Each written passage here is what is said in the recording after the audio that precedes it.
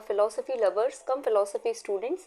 आज जो हम डिस्कस करने जा रहे हैं वो है योगा स्कूल ऑफ फिलोसफी, है ना। इससे पहले हम जो हेटेरोडॉक्स स्कूल है इंडियन फिलोसफीज के वो डिस्कस कर चुके हैं, जैनिज्म, बुद्धिज्म और चारवाक। इसके साथ ही जो ऑर्थोडॉक्स स्कूल है उसमें हम सांख्य जो है फिलोसफी वो कंप्लीट कर चुके हैं ना।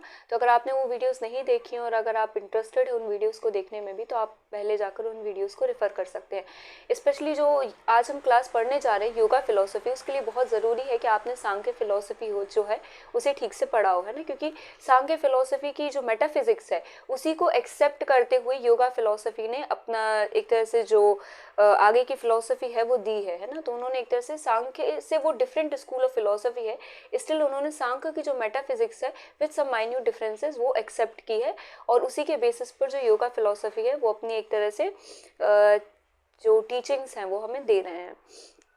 योगा फिलोसफी जैसे हम सभी एक तरह से अवेयर है ना, इसको योग से हम कनेक्ट करते हैं, बट योगा फिलोसफी योग से कैसे कनेक्टेड है और कैसे उन्होंने उसको बेस दिया है, इसको समझने के लिए हम इसे सबसे पहले सांख्य से कंपेयर करेंगे, है ना।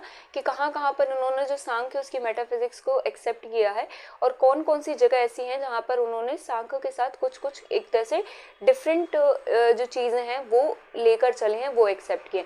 तो योगा फिलोसफी को समझने से पहले हम इसका कंपैरिजन करेंगे सांख्य के साथ, है ना।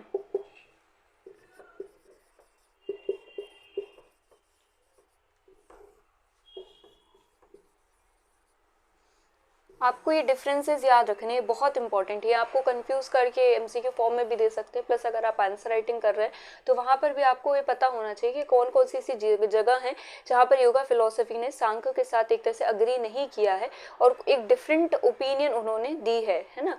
तो सबसे पहला एक तरह से जो डिफरेंस है वो ये है कि सांख्य जब हम पढ़ रहे थे तो आपने देखा होगा कि उन्होंने हर चीज़ बहुत ही लॉजिकल तरीके से समझाने की कोशिश की, बहुत ही प्रैक्टिकल तरीके से समझाने की कोशिश की। भाई two separate independent absolute realities हैं, है ना, वो किस रीज़न से कॉन्जुगेट कर रही हैं, कैसे कॉन्जुगेट कर रही हैं, कैसे कॉन्टेक्ट में आ रही हैं, कैसे क्रिएशन शुरू हो रहा है, ये सब चीज़ें हमने सांख्य में पढ़ी है ना। Bondage, liberation, theory of Karma वो कैसे इंक्लूड कर रहे हैं, सब कुछ। लेकिन सांख्य फिलोसफी जो है उसमें कहीं पर भी क्या है, गॉड का कॉन्सेप्ट है, ईश्वर का कॉन्सेप्ट नहीं आया है ना। तो सांख्य फिलोसफी जो है उसने ईश्वर के कॉन्सेप्ट को एक्सेप्ट नहीं किया है। तो सांख्य फिलोसफी जो है वो एथीस्ट है, ठीक है, एथीस्ट है।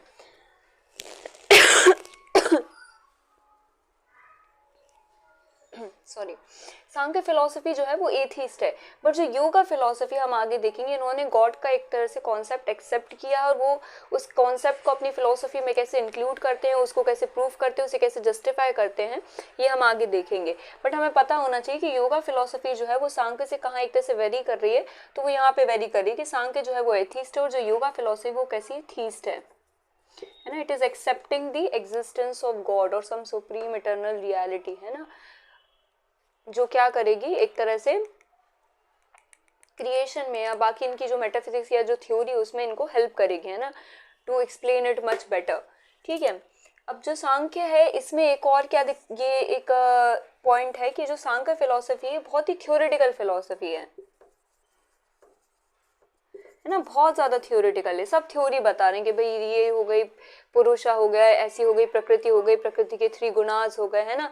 अब उनमें से कैसे क्रिएशन शुरू हो रहा है, कैसे प्रोडक्ट जनरेट हो रहे हैं, कैसे क्रिएशन शुरू हो रही है, फिर क्या हो रहा है, कैसे डिस्क्रिमिनेटरी नॉलेज से हम क्या हो रहा है लिबरेशन में अटेन कर सकते हैं, जो बॉन्डेज है एक तरह से रॉन्ग आइडेंटिफिकेशन, उससे हम कैसे फ्री हो सकते हैं। तो ये सारी चीज़ें क्या है, थ्योरी है कि भाई रीजन के बेसिस पे, राइट नॉलेज के बेसिस पे, डिस्क्रिमिनेटरी नॉलेज पे, लेकिन वो एक तरह से पाथ नहीं बता रहे, कुछ भी प्रैक्टिकल नहीं बता रहे, कुछ भी प्रैक्टिकल सेंस में हमें नहीं समझ आ रहा है कि हम क्या करें इस थ्योरी का, है ना। तो ये बहुत ही थ्योरेटिकल है और योगा क्या करेगी, इसे कॉम्प्लीमेंट करेगी। क्यों भाई, क्योंकि ये प्रैक्टिकल एस्पेक्ट देगी, है ना, प्रैक्टिकल एस्पेक्ट देगी, है ना, एक तरह से सांख्य को कॉम्प्लीमेंट करने के लिए, including the theoretical aspect of bondage and liberation. जो बॉन्डेज और लिबरेशन है कि भाई लिबरेशन है ना, चलो आप फिलोसफी तो एक बार को थ्योरी में दे भी दो, बट लिबरेशन तो is like it has to be some practical way कि जिसके थ्रू हम क्या करें, लिबरेट हो सके, है ना, इस बॉन्डेज से, जो हम बॉन्डेज में उससे क्या करें, फ्री हो सके, है ना। तो उन्होंने बॉन्डेज और लिबरेशन का जो कॉन्सेप्ट दिया वो भी कैसा दिया है, थ्योरी में दिया है है ना, ये भी थ्योरेटिकल है। बट ये जो बॉन्डेज और लिबरेशन का कॉन्सेप्ट लेके आएंगे, आपको प्रॉपर एक पाथ बताएंगे, है ना, एक प्रैक्टिकल पाथ बताएंगे कि भाई आप ऐसे करिए और आप क्या करेंगे, जब आप इस पाथ पर चलेंगे तो आप लिबरेट हो जाएंगे, है ना। तो इनका बॉन्डेज लिबरेशन भी थ्योरी है, इनकी जो पूरी एक तरह से फिलोसफी है वो भी थ्योरेटिकल है, प्लस ये कैसे हैं, एथीस्ट हैं, ठीक है। ये एक तरह से 3 मेजर डिफरेंसेस हो गए। आई होप आप सभी को इतने जो ये डिफरेंसेस हैं ये समझ आ गए होंगे, है ना। अब इसके आगे डिस्कस करते हैं, है ना। फर्स्ट, सेकेंड एंड थर्ड, ये 3 डिफरेंसेस हैं।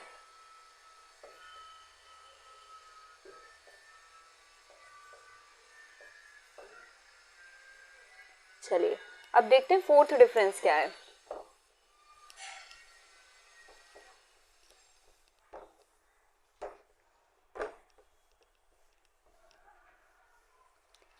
फोर्थ डिफरेंस ये है कि जब हमने सांख्य फिलोसफी पढ़ी है तो हमने उसमें क्रिएशन पढ़ा है। तो क्रिएशन जब होता है, कॉन्जुगेट होता है, प्रकृति पुरुष के बीच में क्रिएशन शुरू होता है, तो जो फर्स्ट प्रोडक्ट जनरेट होता है सांख्य फिलोसफी के अकॉर्डिंग, वो क्या जनरेट होता है। हमने जब सांख्य पढ़ी थी मैंने तब भी आपको ये बताया था कि according to Samkhya first product जो है वो क्या है, महत है, बुद्धि है ना, इंटेलेक्ट है। बट अकॉर्डिंग टू योगा जो फर्स्ट प्रोडक्ट है वो कुछ और है ना, और वो क्या है वो हम 2 मिनट से समझते हैं, है ना। बट सांख्य के अकॉर्डिंग जो फर्स्ट प्रोडक्ट है ना, क्रिएशन में, वो क्या है, महत, है ना। और फिर इससे क्या आया, अहंकार,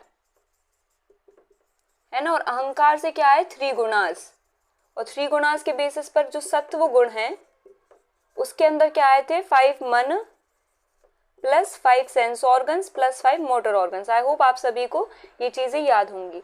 तो ये जो महत है ना, महत, अहंकार और ये मन, ये तीनों कैसे हमें पता चल रहा है, ये इंटरनल है ना। ये आपको एक तरह से बहुत टेंजिबल है, बहुत ही इंटरनल एक तरह से प्रोडक्ट्स हैं प्रकृति के, है ना।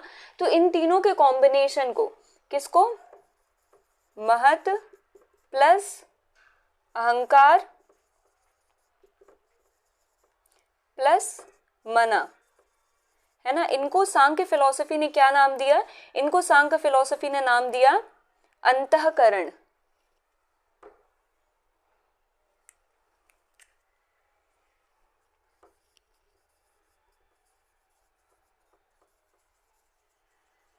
है ना। क्योंकि ये कैसे इंटरनल है, अंतः मतलब अंदर है ना, बहुत ही इंटरनल है ना। ये जो प्रोडक्ट्स है 3 प्रकृति के, है ना। सबसे पहले क्या आया, महत आया, बुद्धि आई, इंटेलेक्ट आया, फिर क्या है, अहंकार या ईगो आया। और ईगो जो है वो एक्चुअली क्या है, यूनिटी ऑफ 3 गुणास। तो तीनों गुणास ने हमें कुछ कुछ चीजें दी, तो जो सत्व गुण था उसने हमें क्या दिया था, मन दिया था, ठीक है। तो ये जो मन हो गया, ये अहंकार हो गया, और ये जो है महत, ये तीनों को मिलके सांख्य फिलोसफी ने उसे कंबाइन करके एक नेम दिया, वो है अंतःकरण। कि ये जो 3 है वो कैसे इंटरनल एक तरह से प्रोडक्ट्स हैं प्रकृति के, अंतः, है ना, अंतःकरण में है हमारे। अब योगा फिलोसफी जो है वो कह रहा है कि भाई जो फर्स्ट प्रोडक्ट है वो क्या है, ये महत नहीं है, बल्कि ये क्या है, चित्त है। क्या है, चित्त। अब हम उनसे पूछेंगे कि भाई ये चित्त क्या है, आपने नाम तो बहुत फैंसी सा दे दिया है, चित्त। जो हम कहते हैं ना कि मेरा चित्त अच्छा नहीं, मेरा मन अच्छा नहीं है, तो चित्त क्या है एक्चुअली, हम योगा से पूछना, योगा हमें बता रहे कि चित्त इज व्हाट, कॉम्बिनेशन ऑफ महत प्लस अहंकार प्लस मन, है ना। तो ये जो 3 अंतःकरण के जो प्रोडक्ट उन्होंने दिए थे हमें सांख्य फिलोसफी ने, तो इन्होंने क्या किया, योगा फिलोसफी ने, उन्होंने इन तीनों को उठा के सीधा फर्स्ट प्रोडक्ट बना दिया, और उसे उन्होंने क्या नाम दे दिया कि चित्त है भैया, है ना। चित्त इज कॉम्बिनेशन ऑफ महत, अहंकार और मन। उसमें इन तीनों की क्वालिटीज हैं, वो इंटेलेक्चुअल भी है, वो ईगोइस्टिक भी है, और वो कैसा है, मन जैसे भी काम कर रहा है। मन जैसे मतलब कि भाई वो बहुत चंचल है ना, बहुत एक तरह से मोडिफाई हो रहा है, उसमें नॉलेज भी है, और साथ में क्या हो रहा है, वो उस नॉलेज को एक तरह से सही तरीके से एक तरह से जज नहीं कर पा रहा, कभी सही कर पाता है, कभी गलत कर पाता है ना। तो ये जो महत है, ये कैसा इंटेलेक्ट है, बुद्धि है। तो क्या होगा, यहाँ पर सांख्य फिलोसफी में क्या हो रहा था कि जब हमारा एक तरह से पुरुष था, वो क्या कर रहा था, अपने आप को कहाँ रिफ्लेक्ट कर रहा था, महत में, है ना। हमने पढ़ा था कि उन्होंने सबसे पहले क्या कहा था कि भाई जो पुरुष है वो कहाँ रिफ्लेक्ट कर रहा है, महत में। और महत में क्यों रिफ्लेक्ट कर रहा था, बताइए, महत्व में क्यों रिफ्लेक्ट कर रहा था पुरुष अपने आप को? क्योंकि ये फर्स्ट प्रोडक्ट है, ये कॉन्शियस है ना, ये इंटेलेक्ट है। और पुरुष क्या है? सुप्रीमली कॉन्शियस एंटिटी है, सुप्रीमली कॉन्शियस रियलिटी है। तो वो सबसे ज्यादा एक तरह से क्लोजली कनेक्टेड किससे है क्वालिटी वाइज? महत्व से है ना, कॉन्शियस से, जो कॉन्शियस इंटेलेक्ट है। इससे वो एक तरह से अपने आप को ज्यादा एक तरह से फेमिलियर फील कर पा रहा है। हमारी एक तरह से इक्वेशंस, फ्रेंडशिप्स यूजुअली उन्हीं लोगों से बनती है ना जिनसे हम थोड़ा फेमिलियरिटी फील करते हैं कि हाँ यार ये इंसान मेरे जैसा लग रहा है, मैं इससे दोस्ती कर सकता हूँ या कर सकती हूँ। तो सिमिलरली जो पुरुष है वो किसमें अपनी रिफ्लेक्शन देख पा रहा है? महत्व में। क्यों? क्योंकि महत्व जो है वो उसके सबसे ज्यादा एक तरह से क्लोज है क्वालिटी वाइज, है ना। क्योंकि महत्व क्या है? इंटेलेक्ट है, बुद्धि है। और हमारा जो पुरुष है वो भी कैसा है? कॉन्शियस है ना, सुप्रीमली कॉन्शियस रियलिटी है। तो जो पुरुष है वो कहाँ रिफ्लेक्ट कर रहा था? महत्व में रिफ्लेक्ट कर रहा था, और उससे क्रिएशन जो है वो शुरू हो रहा था। और उसी में रिफ्लेक्शन के कारण वो क्या कर रहा था? अपने आप को रॉन्गली आइडेंटिफाई कर रहा था कि जो महत्व है ये एक्चुअली मैं हूँ। और उससे वो क्या हो जा रहा था? बॉन्डेज में आ जा रहा था। और फिर हम लिबरेशन के लिए सांग को क्या कह रहा था?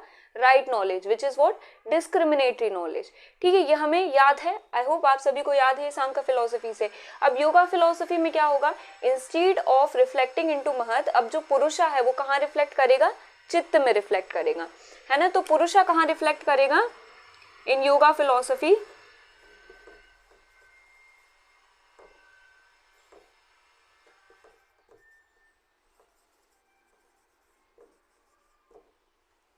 जो पुरुषा है विल रिफ्लेक्ट इटसेल्फ इन चित्त, है ना। और इससे क्या होगा? वो इग्नोरेंस में आएगा। और वो चित्त से क्यों एक तरह से अपने आप को रिफ्लेक्ट कर रहा है? चित्त में ही क्यों रिफ्लेक्ट कर रहा है? सेम रीजन, क्योंकि जो चित्त है वो किसका कॉम्बिनेशन? महत, अहंकार और मन का। इसका मतलब जो महत है इसमें चित्त में क्या है? कॉन्शियसनेस भी है, एक नॉलेज भी है, एक इंटेलेक्ट भी है। तो पुरुष अपने आप को सबसे ज्यादा रिलेट किससे कर पाएगा? फैमिलियरिटी किससे फील कर पाएगा? चित्त से कर पाएगा। तो योगा क्या कह रहा है कि भाई जो फर्स्ट प्रोडक्ट जनरेट होगा ना वो क्या है? चित्त है। और जो पुरुष है वो अपने आप को किस में रिफ्लेक्ट करेगा? चित्त में रिफ्लेक्ट करेगा, है ना। ये है एक तरह से बेस जो मैं आपको डिफरेंस समझाना चाह रही हूँ कि सांख्य फिलोसफी में फर्स्ट प्रोडक्ट जनरेट हो रहा है महत, और योगा फिलोसफी में जो फर्स्ट प्रोडक्ट जनरेट हो रहा है वो है चित्त, है ना। यहाँ पर जो पुरुष है वो अपने आप को किस में रिफ्लेक्ट कर रहा है? महत में। और यहाँ पर योगा फिलोसफी में जो पुरुष है वो अपने आप को किस में रिफ्लेक्ट कर रहा है? चित्त में।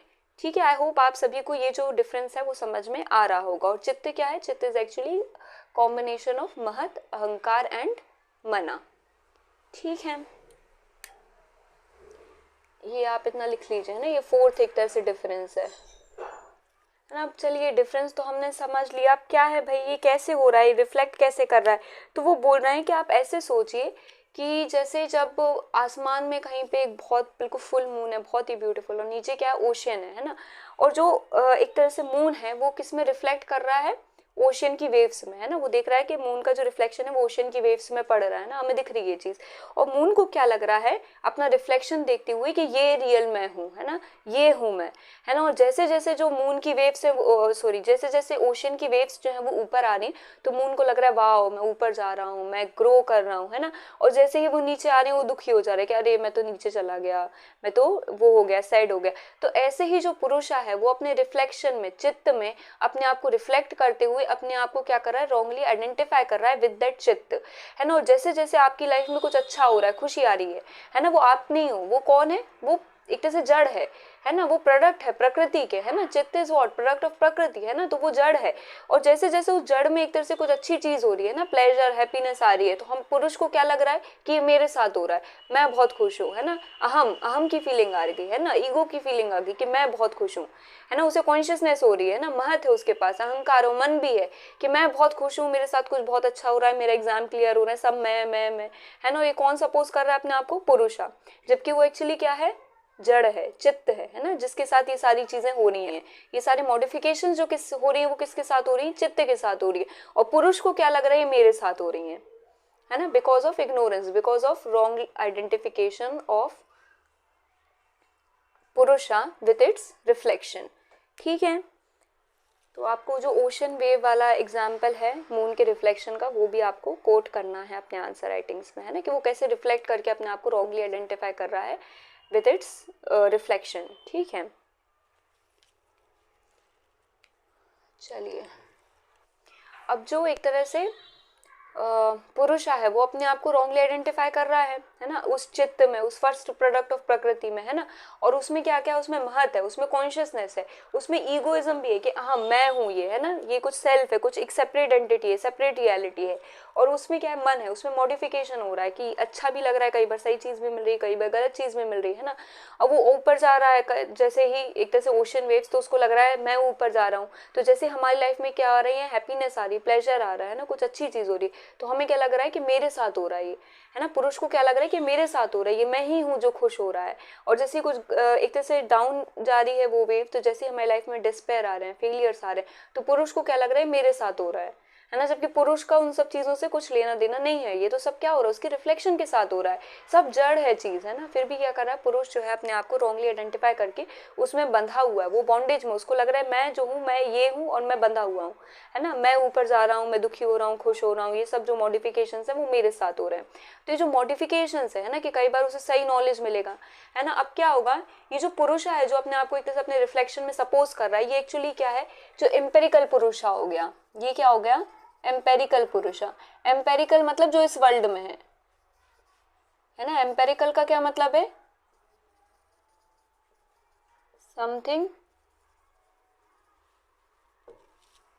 नहीं दिख रहा।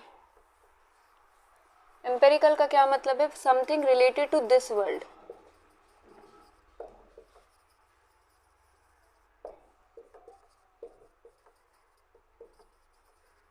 है ना। और ट्रांसेंडेंटल का क्या मतलब होता है, बियॉन्ड दिस वर्ल्ड। जैसे गॉड जो है वो ट्रांसेंडेंटल है ना, कोई supreme eternal reality beyond this world, है ना। या जैसे प्लेटो जो हम पढ़ेंगे, तो जो उनका थ्योरी ऑफ आइडिया है कि beyond this empirical world there exist over and above some transcendental world. तो ट्रांसेंडेंटल क्या है, something which is beyond this world, है ना। और एम्पेरिकल क्या है, जो इस वर्ल्ड में एग्जिस्ट कर रहा हो।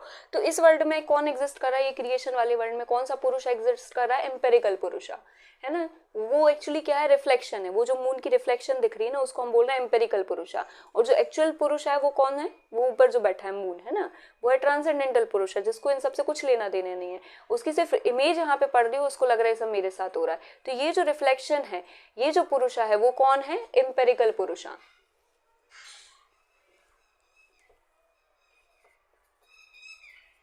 है ना। ये क्या है, एम्पेरिकल पुरुषा। और इसे उन्होंने क्या नाम दिया, सांख्य और योगा फिलोसफी ने सोपाधि पुरुष, है ना, सोपाधि पुरुष।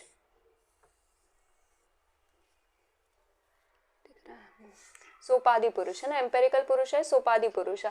अब ये जो सोपाधि पुरुष है ना, जो रिफ्लेक्शन है ना, जो मून का एक तरह से रिफ्लेक्शन है, जो क्या हो रहा है, मॉडिफाई हो रहा है कि भाई ऊपर जा रहा है तो उसको लग रहा है मैं खुश हो रहा हूँ, नीचे जा रहा है तो उसको लग रहा है मैं दुखी हो रहा हूँ। ये जो पुरुष है ना, जो एम्पेरिकल चीजों से अफेक्ट हो रहा है ना, जो एम्पेरिकल चीजों से क्या हो रहा है, अफेक्ट हो रहा है, खुश हो, अच्छी चीज हो रही है तो खुश हो रहा है, कुछ गलत चीज हो रही है तो दुखी हो रहा है ना। तो ये सब चीजें क्या हो रही है, किसको अफेक्ट कर रही है, एम्पेरिकल पुरुषा को अफेक्ट कर रही है।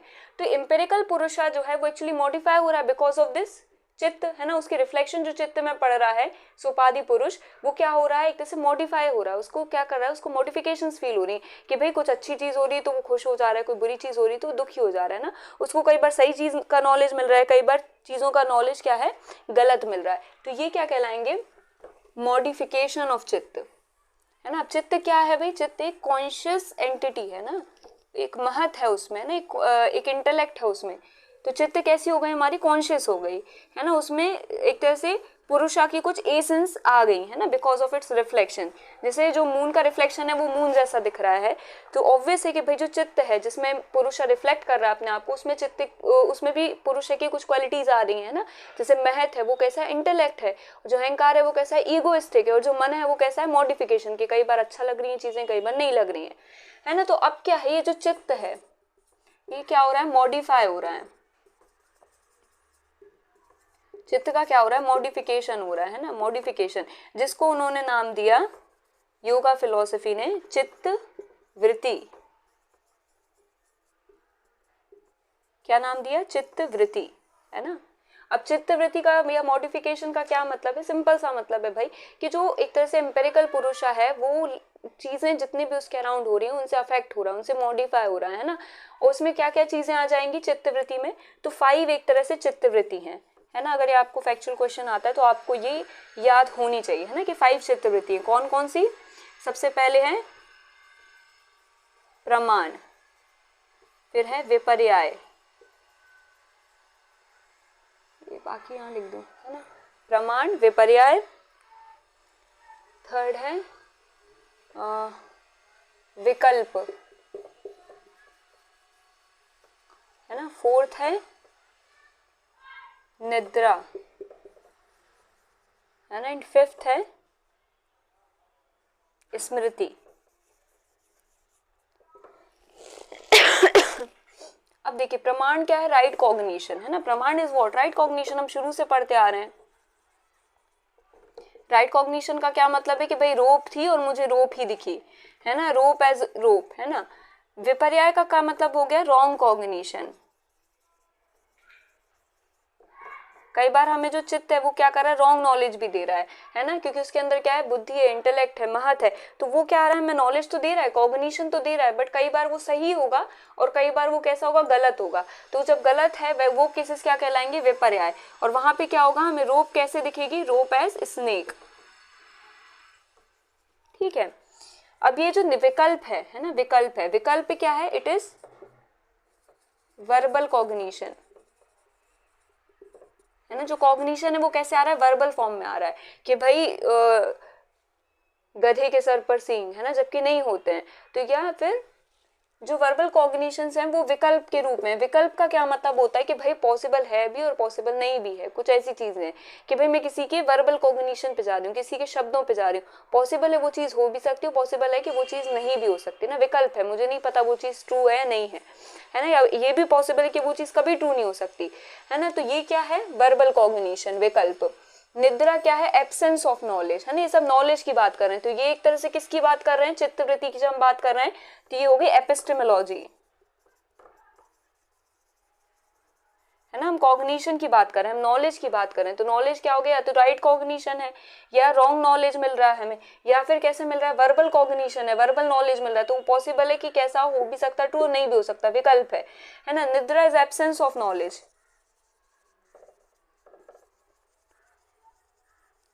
कि भाई हमें उस चीज का नॉलेज ही नहीं है। और स्मृति हो गई मेमोरी,